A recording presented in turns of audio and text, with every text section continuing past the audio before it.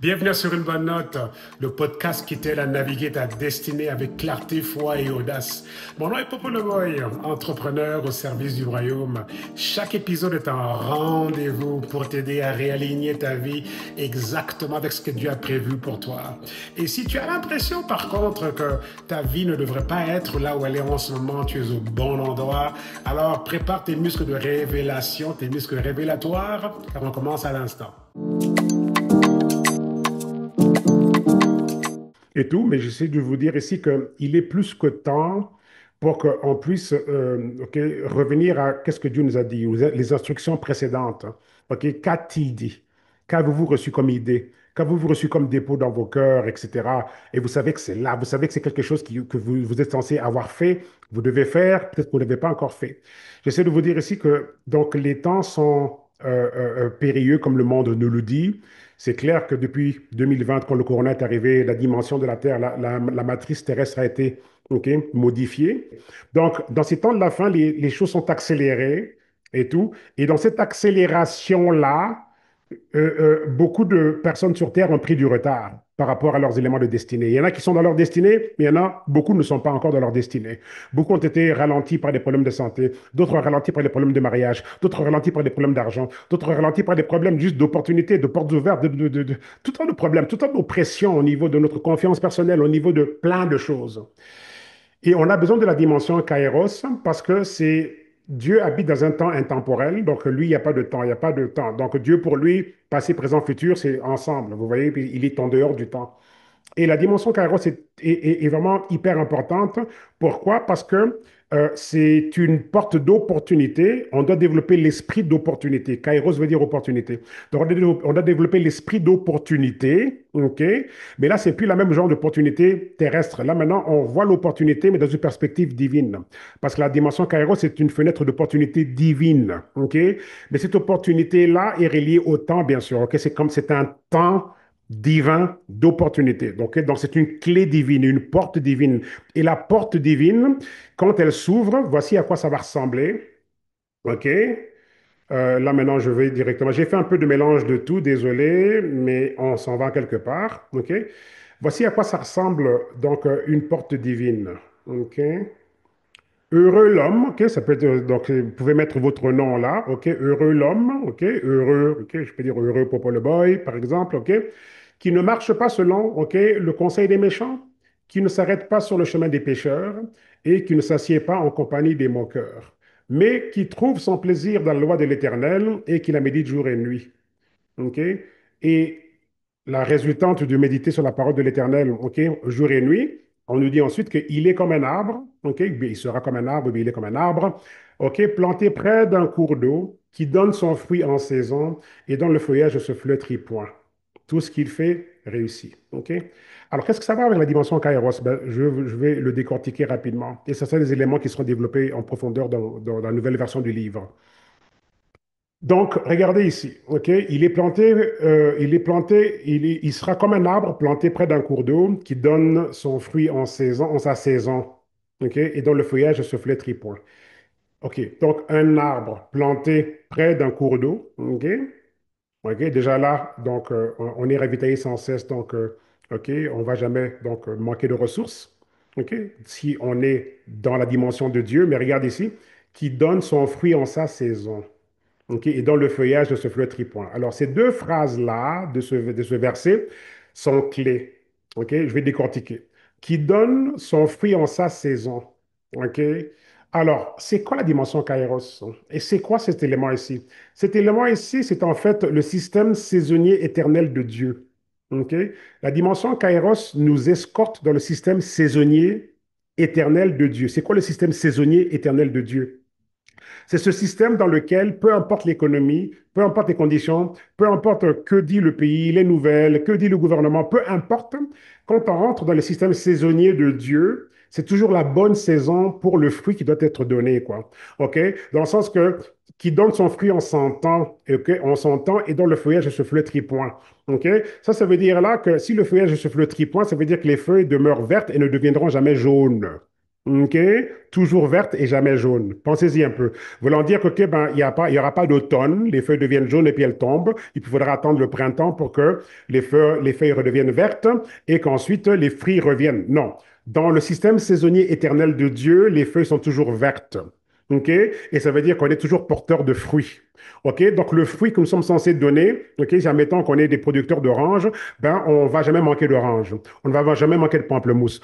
Ça sera toujours la saison des fraises. OK? Vous voyez un peu ce que je veux dire? OK? Donc, c'est pas comme si on doit attendre l'année prochaine pour la prochaine saison des fraises. Ce sera toujours la saison des fraises. Ce sera toujours la saison des pamplemousses. Ce sera toujours la saison des oranges, la saison des pommes. OK?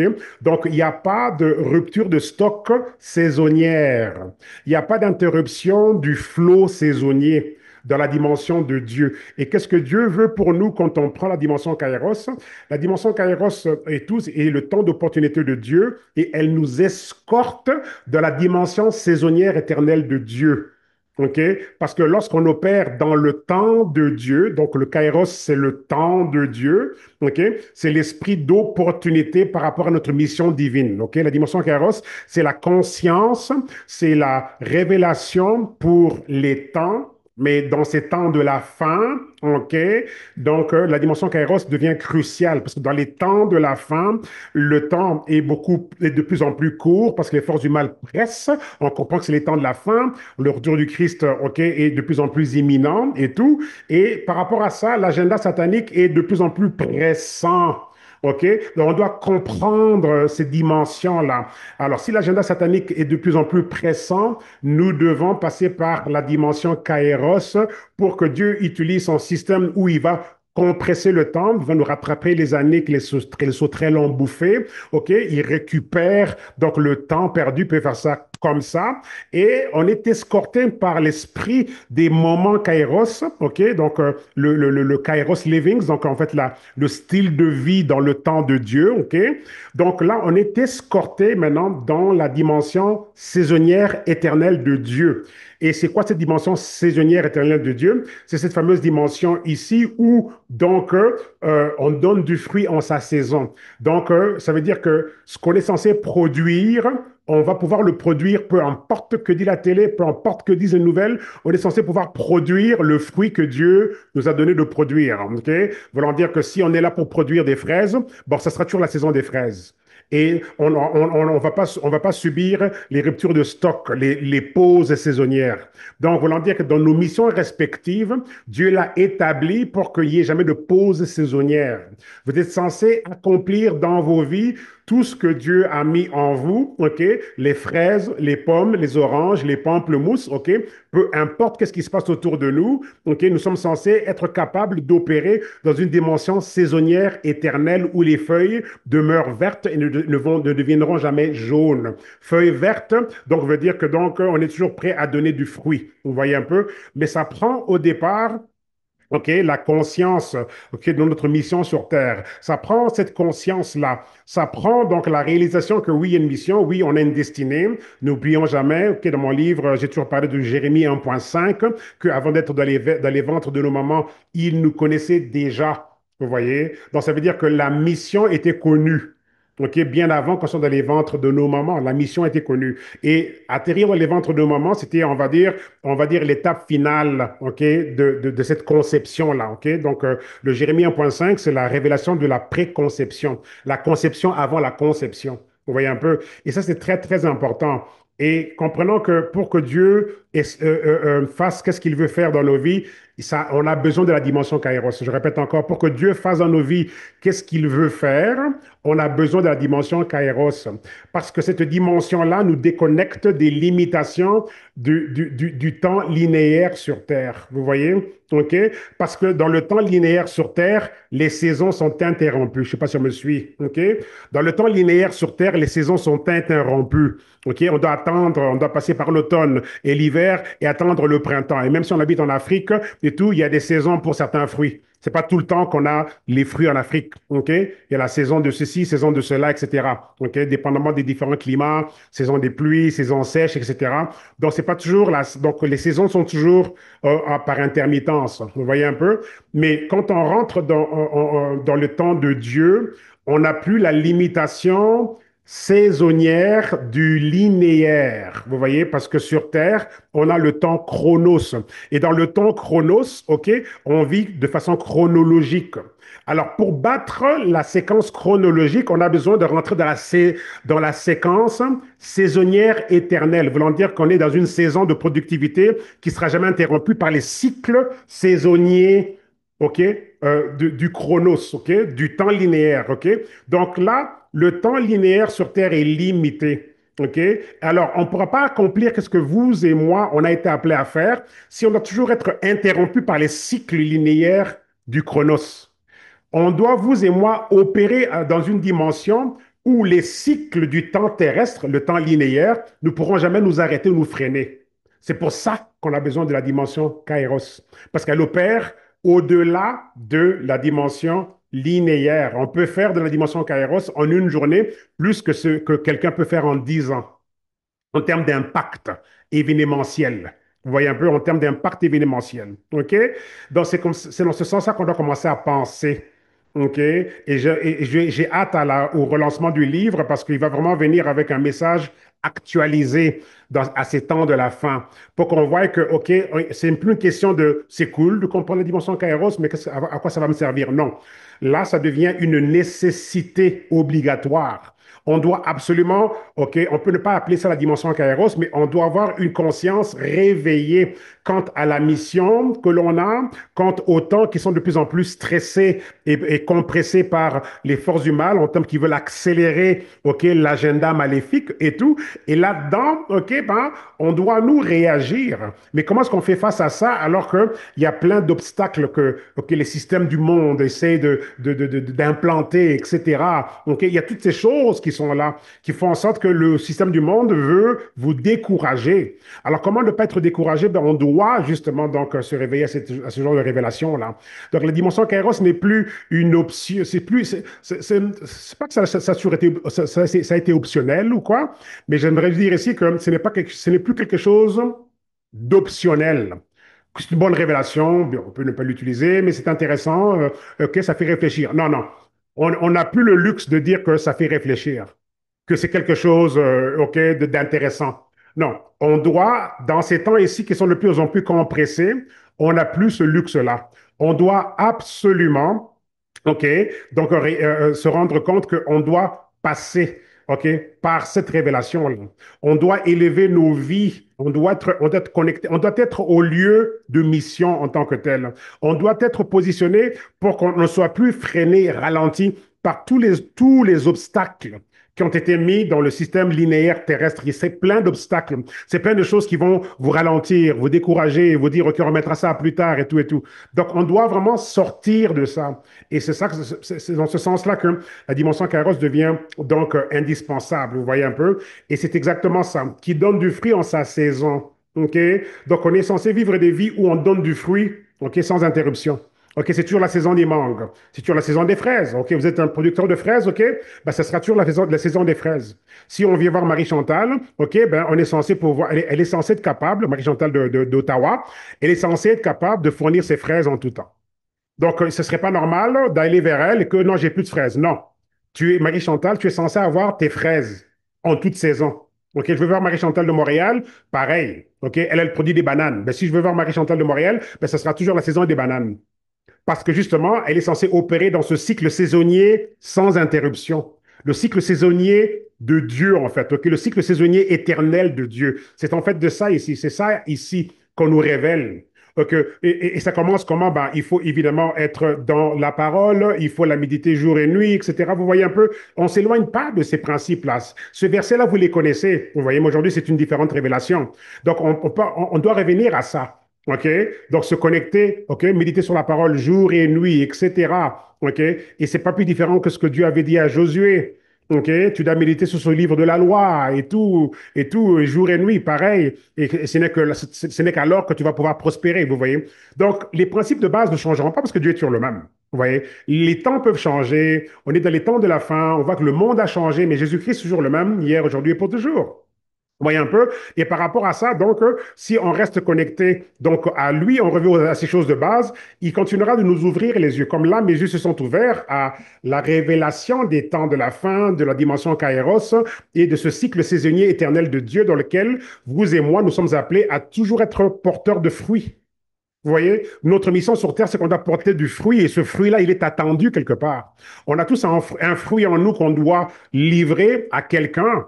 Vous voyez, et ce fruit-là est une clé pour que quelqu'un, justement, accomplisse sa destinée. On est tous des livreurs de fruits, mais ces fruits-là, c'est quoi ces fruits-là? Ces fruits-là, c'est tous des fruits qui vont, d'une certaine façon, ramener les gens à Dieu. OK? Par le naître de nouveau, par l'élévation des consciences, par la prise des bonnes décisions, en impactant les gouvernements et les faiseurs de lois, en impactant l'économie, vous voyez un peu? OK? Donc, on a en nous des fruits qui sont censés, donc, servir à nourrir. Qu'est-ce qui attend d'être nourri pour que l'agenda de Dieu continue d'avoir sa présence partout sur Terre? Et vous avez tous ici, donc, ce fruit-là. Vous voyez? OK? Et c'est ça, OK, la dimension Kairos dans ce sens-là. OK? On va dire en revisitant, OK, la révélation et tout. Donc, voici les angles, OK, sur lesquels on devrait les regarder. OK? Donc, et c'est ça. OK? C'est vraiment ça. OK? Donc, et avec ça, autre chose que je voulais vous donner rapidement en clin d'œil, si on est né de nouveau, et là je reviens à quelques versets du naître de nouveau pour clôturer, là je finis, on finit maintenant. Je suis né de nouveau le 17 juillet 2014, ok, donc je viens de fêter 11 ans et tout, et ma femme en fait son naître de nouveau ce dimanche, le 3 août et tout. Donc là, je revis le parallèle, et cette année, je vis jour pour jour les mêmes jours, quoi. Comme ma naissance de nouveau, c'était le 17 juillet, un jeudi. Ben, cette année aussi, c'était un jeudi. OK? Et le 18, le lendemain, le 18, c'est ma première journée à mon église d'Ottawa. Parce que là, ici, je suis à Calgary, mais mon église d'Ottawa. Et c'est là que, justement, j'ai vu Marie-Chantal, ici, d'Ottawa, qui m'a accueilli. Elle était juste comme positionnée juste comme devant l'église, et puis elle m'a vu arriver avec une Bible en main. Et c'était le choc total de voir, OK, que cet entrepreneur, qu'est-ce qu'il fait ici avec une Bible? OK? Et c'est là que cette connexion aussi, donc, par rapport à ces éléments spirituels, a vraiment pris une autre dimension et tout. Donc voilà, et c'était un vendredi 18 juillet et tout. Et cette année aussi, c'était un vendredi 18 et tout. Donc j'ai vécu le parallèle de tous les événements qui m'ont amené à pouvoir donc rentrer dans le royaume et tout. Donc très, très intéressant et tout. Donc rapidement, alors si on reprend les éléments donc du royaume en tant que tel, OK, si quelqu'un est en Christ, il est une nouvelle création. Les choses anciennes sont passées. Voici, toutes choses sont devenues nouvelles. OK, donc vous êtes déjà familier avec ça. OK, donc voilà, donc on est une nouvelle création. OK, et ça, c'est tellement, tellement important qu'on se rende compte de ça. On est une nouvelle création. OK, et je vais aujourd'hui utiliser un certain angle important. OK, alors ça, c'est 2 Corinthiens 5, 17. 2 Corinthiens 8, 9 dit ceci: En effet, si vous connaissez la grâce de notre Seigneur Jésus-Christ, lui qui était riche, il s'est fait pauvre à cause de vous, afin que par sa pauvreté, vous soyez enrichis. OK? OK? Vous soyez enrichis. D'autres versions vont dire que vous soyez fait riche. OK? Ensuite, Ésaïe 53, ben ça c'est pour la guérison. OK? Donc, Ésaïe 53, 4 à 5, en vérité, ce sont nos souffrances qu'il a portées, OK, nos douleurs qu'il s'est chargé, et nous l'avons considéré comme puni, frappé de Dieu et humilié, mais il était blessé pour nos transgressions, brisé pour nos fautes et tout, et le châtiment qui nous donne la paix est tombé sur lui. Et c'est par ces blessures que nous sommes guéris. OK? Donc voilà. Alors, j'ai souvent parlé sur une bonne note des 4 piliers de l'Évangile, dans le sens que par la mort et résurrection de Jésus, donc on a été donc racheté de la mort éternelle. OK? Donc si on prend un Colossien, OK, Colossiens 1 ou un Colossien, non, Colossiens 1, 13, 14, ça dit là qu'on a été libéré de la puissance des ténèbres et on a été transféré dans le royaume de son Fils bien-aimé, en qui nous avons le rachat, la rédemption par son sang. Comprenez bien ça, OK? Ça, c'est dans Colossiens. Donc, si vous êtes né de nouveau, OK, et là, je fais juste un petit spécial naître de nouveau, mais vous voyez que tout est connecté au message de tout à l'heure, vous allez voir. Euh, si vous êtes né de nouveau, OK, donc le jour où vous avez dit oui au Christ, que vous avez fait la prière d'acceptation, ce jour-là, ce jour-là, ce jour-là, vous avez été libéré de l'autorité des ténèbres et vous avez été transféré dans le royaume du Fils bien-aimé de Dieu qui est Jésus lui-même, en qui, dans ce royaume-là, il y a déjà par défaut la rédemption, le rachat, OK, par le sang. OK? Ça, c'est grandiose. Donc, on a été libéré du royaume des ténèbres, de l'autorité des ténèbres. Ça veut dire quoi? Ça veut dire que l'autorité des ténèbres, OK, les forces des ténèbres n'ont rien sur nous. Si les forces des ténèbres arrivent à faire subir aux gens certaines choses, c'est parce qu'il y a encore un problème révélatoire. Il y a un problème d'identité. Il y a quelque chose qui fait qu'on leur donne accès. Vous voyez, par rapport à comment est-ce qu'on pense. Vous voyez, notre façon de penser et tout, et les enseignements qu'on reçoit, comment est-ce qu'on reçoit ces révélations, comment est-ce qu'on les intègre, vous voyez. Quand est-ce qu'on va pouvoir vivre exactement par rapport au fait qu'on a été libéré de l'autorité des ténèbres et on a été transféré dans le royaume du Fils bien-aimé de Dieu, en qui on a la rédemption, le rachat par le sang. Mais finalement, si ça, c'est pas vrai, OK, mais, donc laissons tomber. Mais si c'est vrai, ça veut dire qu'on doit changer notre façon de penser pour que justement on puisse commencer à mettre de l'ordre dans les différents aspects de nos vies où on a permis que les forces du mal nous bluffent en utilisant un processus où nos pensées les ont invités à agir et quand on a vu certains éléments dans nos vies, on les a justifiés. Parce que quand on est déjà prédisposé et préparé à certaines choses, il va arriver ça ou ça dans nos vies, des choses qu'on devrait refuser et rejeter, mais on finit par les accepter. Donc dans cette saison ici de Sur une bonne note, il serait important aussi de pouvoir donc revoir ces éléments-là, OK? Des pensées qui deviennent des forteresses, des strongholds. Ben, le livre, en fait, est notre référence. Le livre, il dit quoi? Il dit qu'on a été libéré de l'autorité des ténèbres. Donc, si vous êtes né de nouveau, rendez-vous compte que c'est ce jour-là que vous avez été libéré de l'autorité des ténèbres et que vous avez été transféré dans le royaume du Fils bien-aimé de Dieu, en qui, ok, dans ce royaume-là, ok, il y a déjà un rachat. Vous êtes racheté, ok, de tous les éléments du péché et de la mort et de toutes ces choses-là. Vous voyez un peu? Donc, on a été racheté. OK? Donc, le diable veut bluffer pour donner l'impression, un peu comme si la cellule de prison est déjà déverrouillée, mais on vous fait croire que la guerre est encore là et vous restez en prison. Alors que la cellule de prison est déverrouillée. Sortez de la prison. La guerre est finie. Vous voyez? OK? La guerre est finie. Mais si on nous fait croire que la guerre est encore là, et, ou je ne sais pas trop, on doit rester en captivité, mais on peut très bien ouvrir la cellule de prison, mais on va rester emprisonné parce qu'on a l'impression, parce que je ne sais pas trop, on n'a pas reçu le mémo. Alors, je pense que dans nos vies ici, on a certains ajustements à faire. Vous voyez un peu? Pour que, ben, si la cellule est déjà ouverte parce que Jésus a payé pour le prix, a payé le prix pour, sortant de la cellule de prison. Vous voyez? Mais c'est nos façons de penser. Et j'en ai été victime aussi. J'en suis victime aussi. Vous voyez un peu? OK? Donc, j'essaie de ramener un élément de discussion pour que nos horizons soient élargis. Mais je veux dire, j'ai été moi-même victime de certains processus de pensée et tout, qui ont donné accès à certains événements dans ma vie qui fait en sorte que, ben voilà, et par rapport à certaines théologies, certaines choses qu'on entend ici et là, on peut accepter ça. Oui. Mais je pense qu'on doit faire un effort et on va ensemble, OK, essayer, donc pas essayer, mais on va vraiment se diriger vers, OK, vers ce qui est censé changer comment est-ce qu'on pense pour que les résultats et les événements de nos vies changent. Donc, le jour où on était né de nouveau, c'est ce jour-là. C'est pas comme si c'est aujourd'hui que Jésus va nous libérer de l'autorité des ténèbres et nous transférer. OK? On peut lire le verset. D'accord, mais rendez-vous compte, et peut-être qu'on le lit pour maintenant se dire ah ah et avoir la révélation, tant mieux. Mais sachez que techniquement parlant, le jour où on a dit Seigneur Jésus-Christ, deviens mon Seigneur et Sauveur, ce jour-là, libéré de l'emprise des ténèbres, transféré dans le royaume du Fils bien-aimé de Dieu, en qui on a le rachat. Donc le sang, là, c'est ce rachat officiel.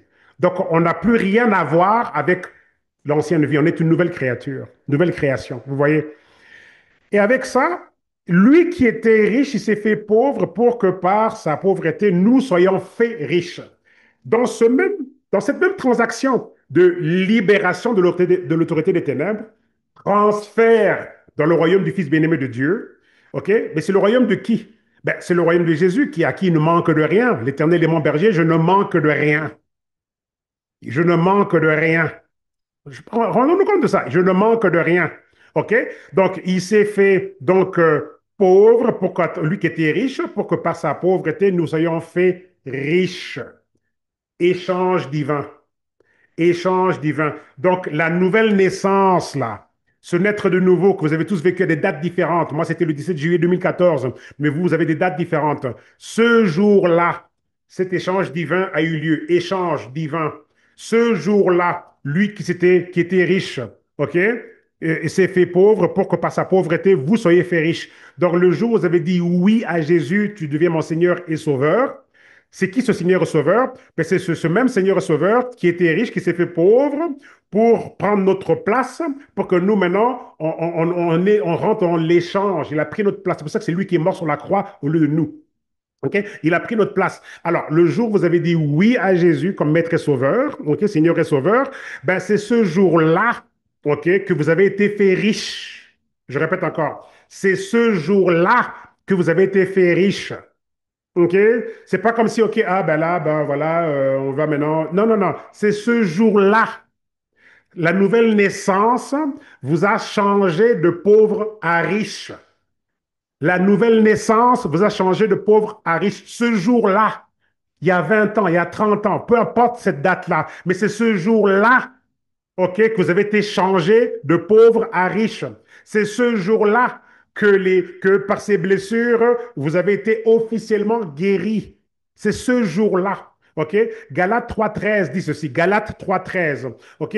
Que Jésus donc, nous a libérés de la malédiction de la loi. Car il est écrit, OK, que maudit est quiconque est pendu au bois, afin que la bénédiction d'Abraham, OK, s'abatte sur les païens. Vous vous rendez compte? OK? Galates 3.13. OK?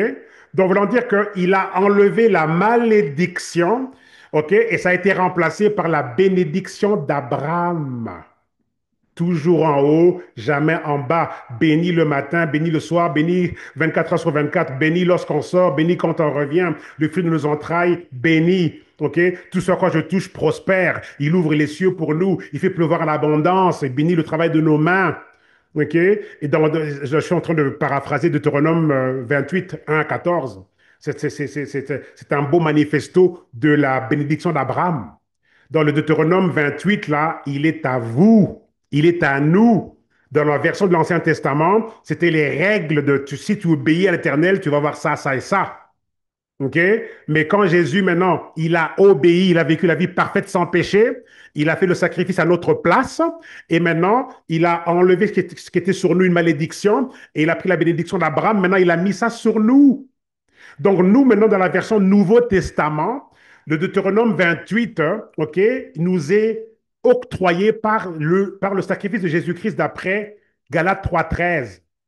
Galates 3.13, ça dit il nous a libérés de la malédiction, OK, parce que c'est lui qui a pris la crucifixion sur lui, car il est écrit, maudit quiconque est pendu au bois, afin que la bénédiction d'Abraham maintenant vienne sur nous. Donc, tout ce qu'on a lu, que Moïse a dit aux gens, Deutéronome 28, en disant, si tu obéis à l'Éternel, tu auras ça, ça, ça, ça, ça.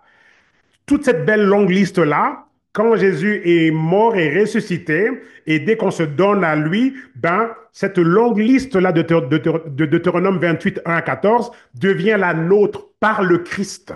Pas par les règles que Moïse donnait aux autres en disant si tu obéis à l'Éternel, tu auras ça, ça, ça. Ça, c'était l'Ancien Testament. Dans une perspective Nouveau Testament, l'action du Christ par sa mort et résurrection nous donne accès automatiquement à la bénédiction d'Abraham. Ça ne dit pas si tu obéis à ça, ça, ça. Ça dit si tu reçois Jésus-Christ en toi et tout. Donc, il y a un échange. Au lieu que ta vie soit marquée par la malédiction, OK, ta vie, donc, techniquement parlant et tout, donc, ta vie est censée opérer par la bénédiction d'Abraham. OK? L'alliance que Dieu a établie avec Abraham, qui était censée, cette alliance-là nous garantissait la prospérité terrestre. Jésus nous a donné la prospérité éternelle spirituelle. OK, OK, OK, OK, OK. Donc voilà, OK, la dimension spirituelle. Donc là, c'est pour dire que avec Jésus-Christ, on a non seulement, OK, regardez comment Dieu a fait les choses. On a non seulement, OK, la nouvelle alliance par le sang qui enlève le péché pour toujours. OK? Les péchés et les éléments du péché, la mort, la maladie, la pauvreté. Vous voyez un peu? C'est quand on dit péché, là, n'oubliez jamais ça. OK? Dorénavant, n'oubliez jamais ça. Quand vous entendez péché, c'est pas juste le mot péché. C'est péché et les ramifications du péché. La mort, la malédiction, la maladie, la pauvreté. Oui? C'était ça les éléments rattachés au péché.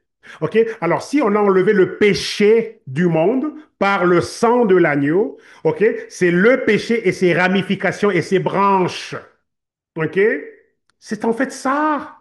C'est ça. Que quelqu'un quitte ce Zoom aujourd'hui avec, OK, un remue-ménage. OK? Cette maladie-là qui vous a tourmenté, ben non, escortez-la. Éviction. Ordre d'éviction totale, immédiat. On n'a pas besoin d'attendre. Si la révélation vous a frappé, si vos yeux se sont ouverts, aujourd'hui là, cette inflammation doit quitter votre corps. Sinon, Dieu est un menteur et c'est pas un menteur. Mais c'est nous qui devons manifester ces choses-là. Aujourd'hui, OK, cette infirmité doit quitter vos corps. Aujourd'hui, les comptes en banque doivent changer de dimension. Encore là, regardez, quand il s'agit des finances, c'est intéressant de savoir que la bénédiction est là, mais encore là, quand Jésus, il y a un verset où il dit, la bonne nouvelle est prêchée aux pauvres. Il n'a pas dit qu'on a donné de l'argent aux pauvres, la bonne nouvelle est prêchée aux pauvres. Allez dire à Jean, ok, quand on était venu demander, Jean a dit, est-ce que c'est vraiment toi le Messie? Il dit, allez dire à Jean, ok, que les aveugles voient, les malades sont guéris, les paralytiques marchent, etc., les lépreux sont purifiés et tout, et aux pauvres, et la bonne nouvelle est prêchée aux pauvres. On n'a pas dit on a donné l'argent aux pauvres, la bonne nouvelle est prêchée aux pauvres. Voulant dire que euh, pour que le pauvre ne soit plus pauvre, il reçoit la bonne nouvelle qui lui fait réaliser qu'il a fait partie d'un rachat. OK? OK? Et que techniquement, il n'est plus pauvre. Et par cette révélation-là, OK, la bonne nouvelle est prêchée aux pauvres. Donc là, le pauvre maintenant doit s'engager dans les lois économiques, dans les processus économiques, dans ce monde économique dans lequel on est. Le pauvre maintenant, qui devient conscient qu'il n'est plus pauvre, va maintenant activer, va enclencher les mécanismes maintenant qui vont libérer les trésors terrestres maintenant vers lui. Vous voyez un peu? OK? C'est pour ça qu'il a dit, OK, la bonne nouvelle est prêchée aux pauvres. Il n'a pas dit on a donné de l'argent aux pauvres. Parce qu'il faut que le pauvre change de conscience pour devenir un aimant qui attire l'argent. Et c'est ça que Dieu veut. Mais on a notre part à jouer parce que sur terre, c'est nous qui avons l'autorité. Sur terre. Vous voyez un peu? Donc, c'est un peu ça. Je vais m'arrêter là pour pouvoir discuter avec tout le monde et tout, parce que ça fait longtemps qu'on ne s'est pas vu et tout. Les révélations va beaucoup plus loin.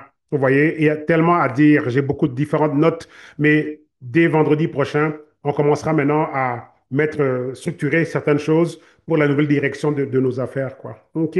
Aujourd'hui, c'était des retrouvailles. J'ai dû couvrir différentes choses et tout. J'ai dû aller dans beaucoup de directions.